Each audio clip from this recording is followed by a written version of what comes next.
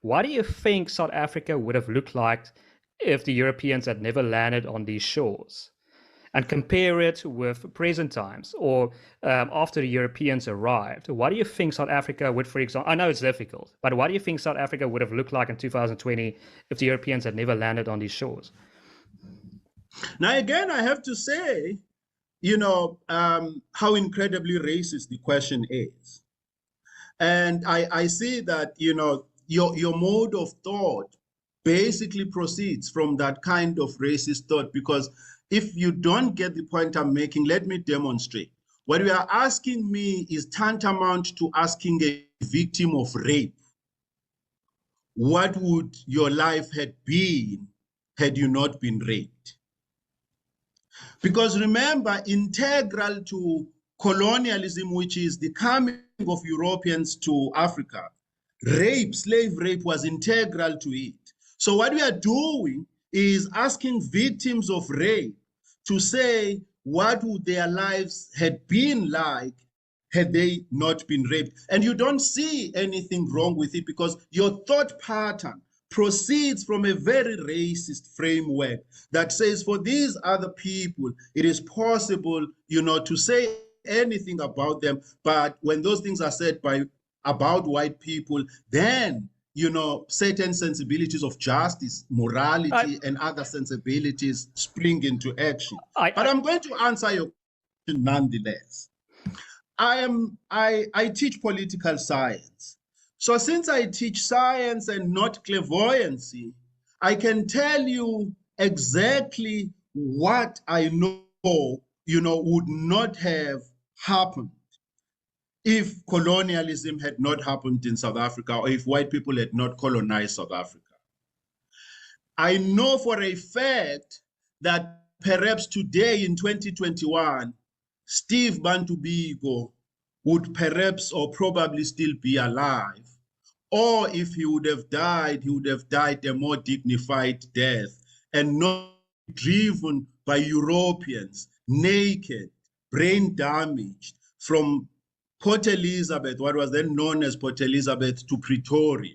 That barbarism would not have befallen Stephen Biko. I also do know that had Europeans not colonized South Africa, or had Europeans not come to South Africa, Hector Peterson would not have died at such a tender age at the hands of white people in 1976. If he would have died, he probably would have died a much more dignified death than the death he suffered at the age.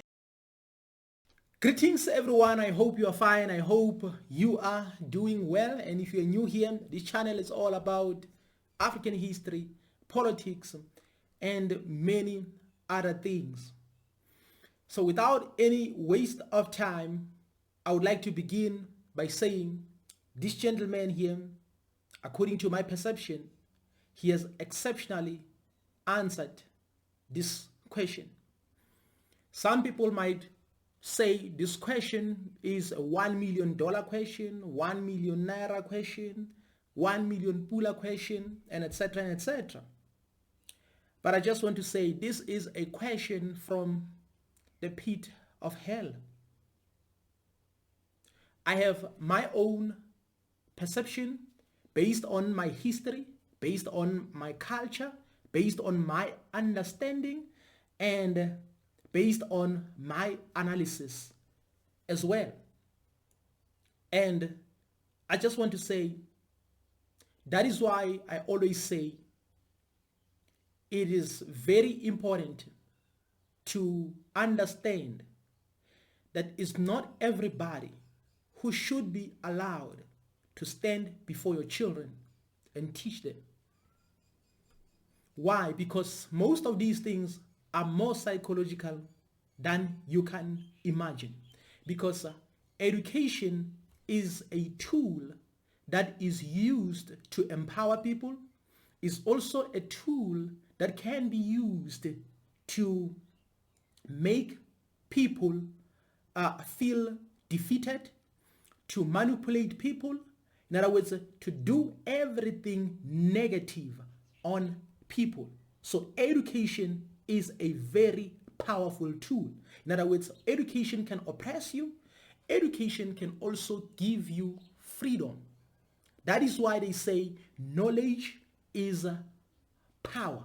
You can have knowledge, but if you don't know how to use it, if you don't know how to use it, or if you don't know how to analyze it and understand it, it might be used against you.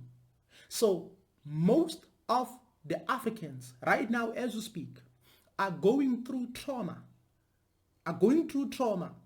They feel inferior to other people, to other groups of people. Why? Because of some of these questions, because of some of these statements. So if you don't know how to answer this question, you might feel defeated, because the aim or the objective of this question is to put you on a corner so that your brain can stop functioning for a moment, so that you can lose confidence. At the end of the day, you can feel defeated. Why? Because you don't know how to answer this question. Bear in mind or remember that education is the most powerful tool. It can be used for you, and again at the same time, it can be used against you. So in other words, for about 500 years, this powerful tool, which is education, has always been used against African people. That is why Africans are going through trauma. They don't have confidence. Where am I going with this? For an example, this type of a question or this type of a statement is pushing you on the corner, so that sometimes you might start comparing South Africa with other African countries, especially Zimbabwe, the likes of Malawi and others. Then automatically in your mind, you'll start thinking, okay, if I chase certain people, then it means there's no way my country can develop. In other words, this question is pushing you towards that conclusion. That is why it can be dangerous. And that is why I always say it is important to know who is teaching your children, because not everybody should become a teacher. Not everybody should become a teacher, because most of these teachers went through trauma. Some of these teachers are using manipulative tactics themselves to make Africans to feel inferior. And even black teachers, because they went through this trauma, that is why they also put the very same trauma or transfer the very same trauma upon their children as well. That is why not everybody should become a teacher. In other words, the purpose of this question is to say, okay, because now South Africa is considered to be one of the best African countries, then the moment you get this question, you have to say, okay, there's no way South Africa would have been this far without the Europeans. In other words, this question is like pushing you towards that conclusion. In other words, they are not forcing you to make that conclusion, but automatically you will force yourself to believe that this is true. In other words, you have to forget about all the negatives that the Europeans, the colonialists, the slave masters brought into Africa. You have to forget about trauma. You have to forget about the manipulation of history. You have to forget about the lifestyle change. You have to forget about all these negative things and only focus on the infrastructure and only focus on money. Because right now, this question will also force you to believe that without these people, I wouldn't be working. Without these people, I would not be educated right now. Without these people, I would not have 1, 2, 3. This is the purpose of this question. So that is why we have to be careful when it comes to these statements, because they are more psychological. That is why even your parents, whenever they send you to school, they send you to school not because they want you to be yourself or to be knowledgeable or maybe to be somewhere in life or to be creative. In most cases, black parents, whenever they send you to school, they want you to be like a certain group of people. So that is why sometimes, even if you can be, like, for an example, educated according to the standard of the system, you can be a lawyer, you can be a doctor, you can be an engineer, but when it comes to advice, your parents will always prefer the advice of a European over your advice, even if they took you to school. Why? Because bear in mind, they sent you to school so that you can be like a European. So when it comes to a situation whereby they have to take an advice based on a critical situation, they won't consider your advice. In most cases, I've witnessed what I'm talking about. So some of these things are more psychological. So in this video, I'm not like maybe you have to be against certain people and etc. etc. That's not what I'm saying. But I'm like, we have to understand this question, because people might go around and say this is a $1 million question. No, this is not a $1 million question. This is a question that is full of segregation, according to my perception, according to my analysis, based on my history, based on my culture and my background as well. So that is why we need to be very careful. So our parents, our forefathers went through trauma.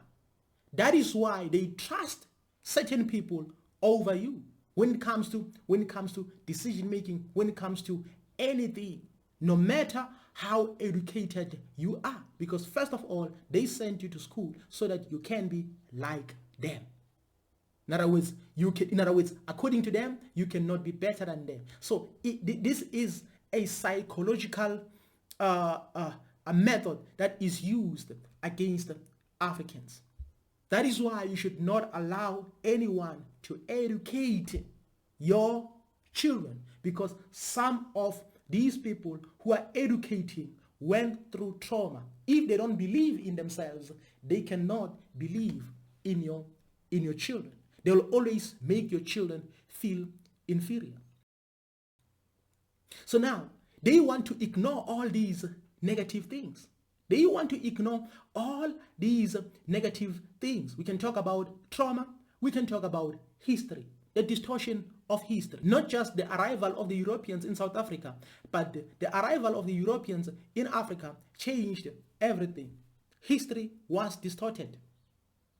For an example, the Messiah became white, and he was advertised all over the world, using churches, using many other systems, and even internet today in order to distort history.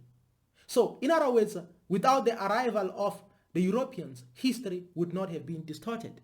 So today, you don't know who you are, you don't know about your history, is because of the colonialist.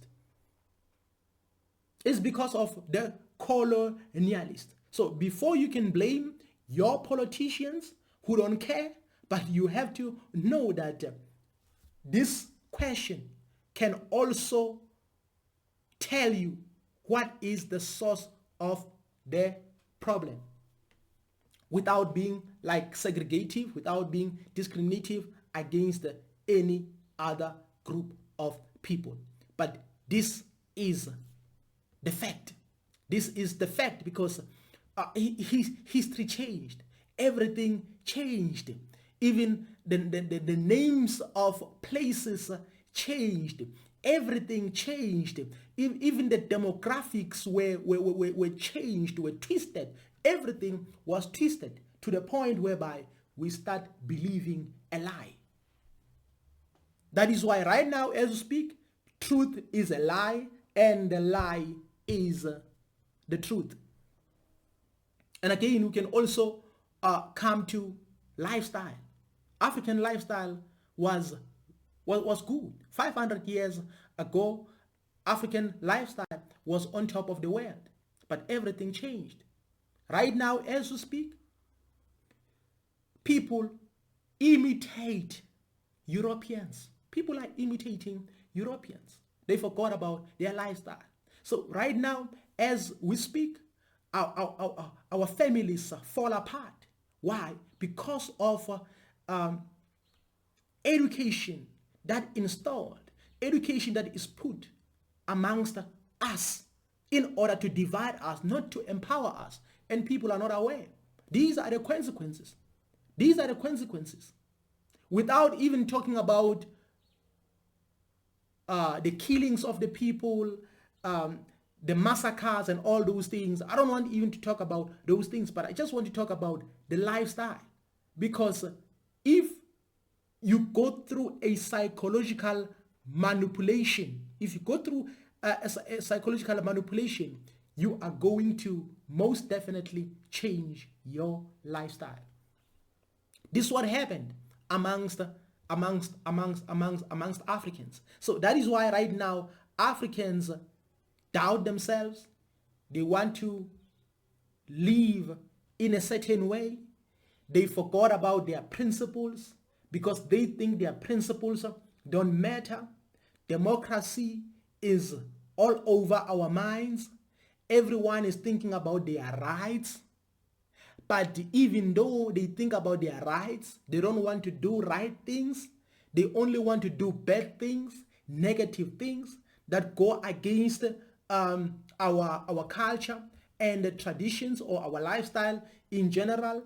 At the end of the day, you expect the politicians to rescue you. It's impossible.